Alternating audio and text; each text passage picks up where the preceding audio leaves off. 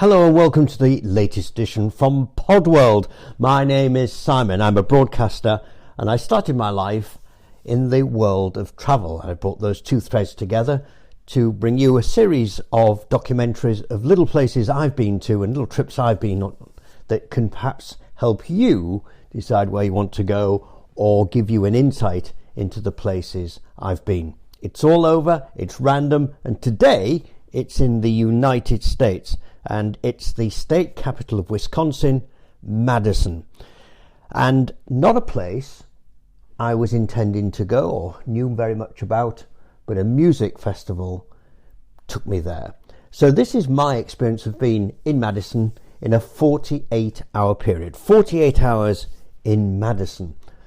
So what can I tell you about Madison first and foremost? Well, it's a fine city of around 250,000 people. It's the state capital of Wisconsin and it's a major university city. The Capitol building, which dominates the city, is a fine construction dating back to the early years of the 20th century. The good news is that there are free tours throughout the week, including Sunday. The tours last around an hour. They include the law courts as well as the legislature. Well, it's well worth an hour of anybody's time. Head to the reception area of the Capitol building for details.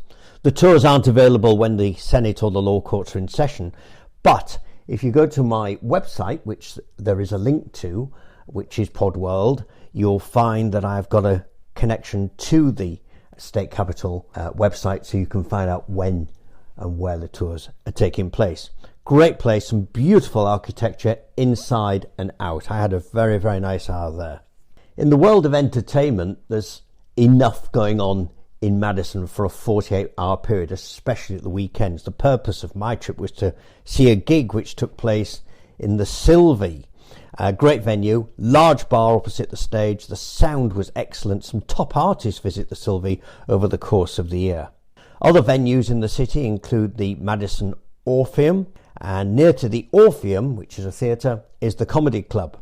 Rules here for the night is that I went and booked the show and I committed at the same time to 2 drinks. So that's your package, if you see what I mean. And this is quite common in the United States for comedy clubs. Here at the Comedy Club in Madison, the entry includes, if you will, the 2 drinks, and then you can buy drinks that are brought to your table. And that worked out at around $35 per head. MadisonComedy.com is where you'll find what's on at the Comedy Club. Now, I was there in the fall, the autumn, and there were certain things at that time of the year that do happen in the height of the summer, because Madison is surrounded by a series of lakes. It's an outdoors paradise based around those lakes which surround the city. The threat of thunderstorms prevented me from enjoying all that there was, but I was, after all, only there for 48 hours. But if you go on the website, visit Madison.com, you'll find, certainly in the summer, the water sports activities that the city is really quite famous for visitors from around the area. Saturday is the big day in Madison because it is market day, and the farmers market fringes all 4 corners of the capital. Fresh everything from meat, flowers, bread, fruit, everything available to buy. Top quality produce. However, if I was to recommend anything, it would be bumbleberry pie at Pilgrim's Pantry.